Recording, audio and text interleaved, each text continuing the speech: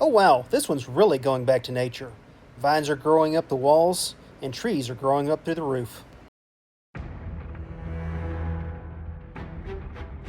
We're back for another adventure down along Highway 60 in Cloverport, Kentucky today.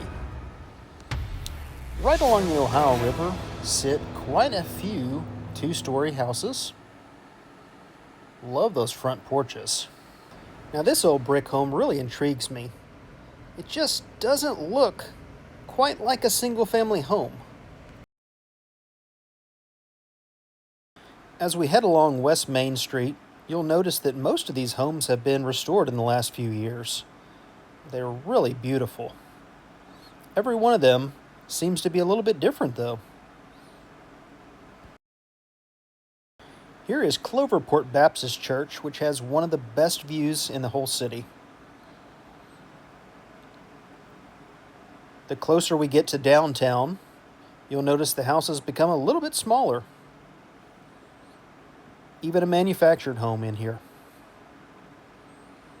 Now we've reached the downtown area, and unfortunately, like most downtowns, there's a lot of abandoned buildings here. This one in particular sold for $100,000 just last year. Beautiful old facades on these buildings, but unfortunately, most sit empty.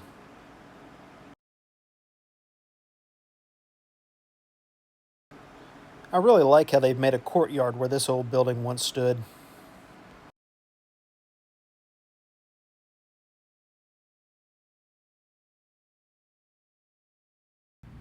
Let's take a turn to the left down a little gravel path that runs behind most of these buildings on Main Street.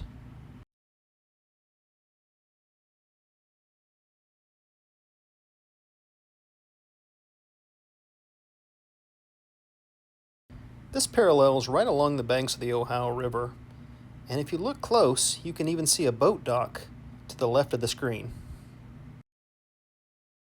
I made my way around the backside of some of these buildings just so you could get an idea of the disrepair that some of these buildings are actually in. Here you can see there's no roof on this building. All the windows are boarded up, and vines have made their way all the way to the roof.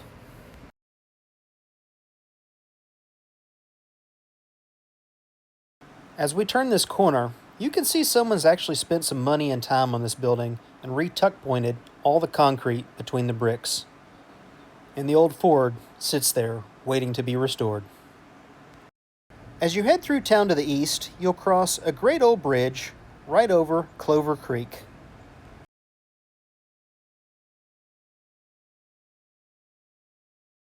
Now there was a bit of a scandal at the Cloverport funeral home several years ago. They were performing cremations without a license. Did they forget? Or was it something they were doing maliciously? And from the looks of the outside of the building, it looks to no longer be open. So let me give you a little background information on Cloverport. There are currently 1,264 people as of the most recent census, and believe it or not, the population has increased by about 75 people in the last 2 years. The median age is 44 years old. And believe it or not, the numbers are split 50-50 between males and females.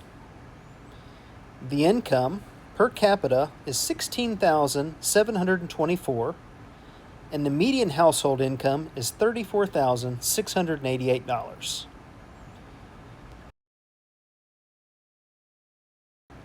Unfortunately, with so low of a median household income, 39.4% of people living in Cloverport live below the poverty line.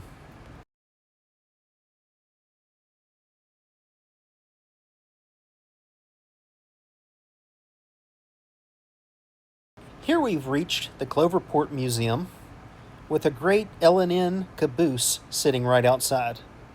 I've heard they have a fabulous collection of stoneware and Native American items.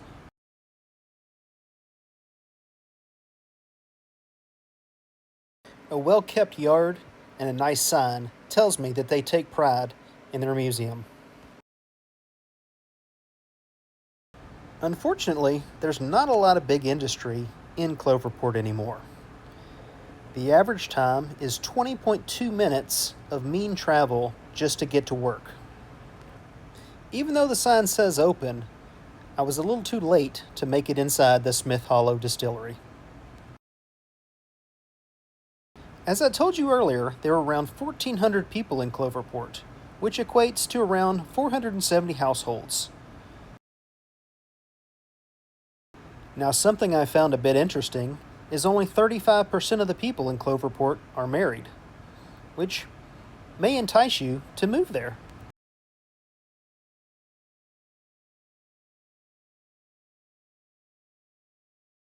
Now, this home has to be one of my favorites in town. A swimming pool with Mrs. Claus in the front yard, and Christmas lights hung from the roof for the upcoming holiday 6 months from now.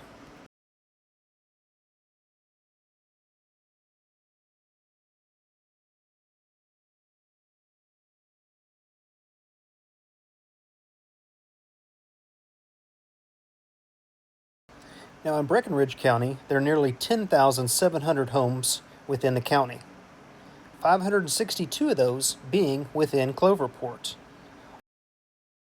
All of the homes that we've passed on this street look to have been built at the same time.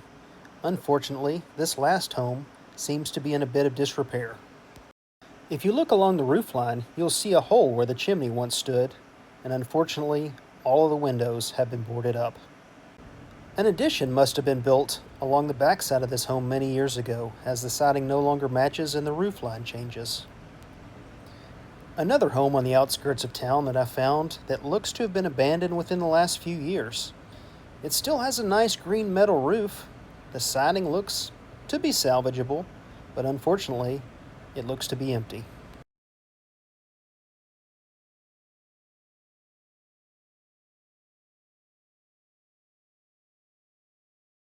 Here's another home being taken back by nature.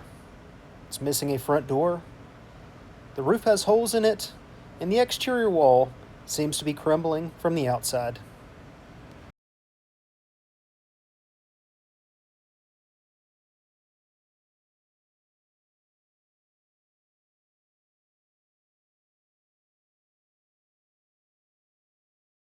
The farther we get from the river, you'll notice that most of the homes have a similar feel: single story, siding, and fairly small. And it may be time to clean the gutters on some of these homes. You don't see a tractor with a hay baler in every typical front yard.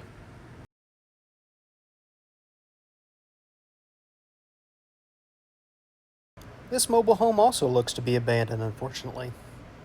Looks like the yard has not been mowed in a long time.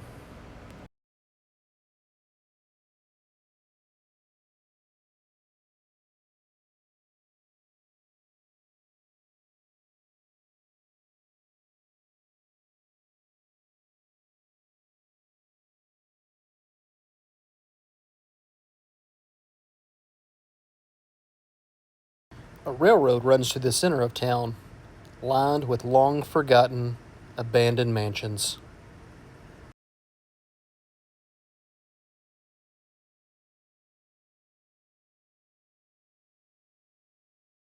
Unfortunately, the amount of money and time that it would take to bring some of these old homes back into existence is unimaginable. Not even a single window still exists in this home.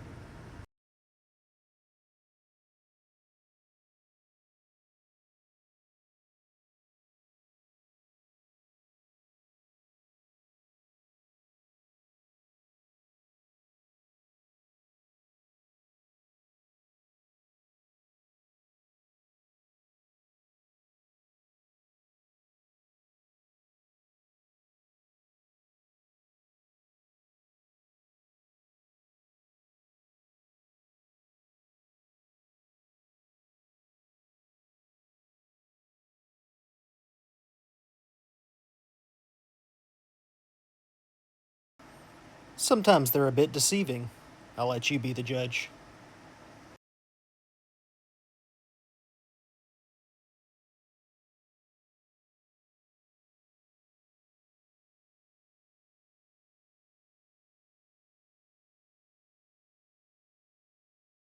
Well, it was a pretty fun little trip through Cloverport, Kentucky today.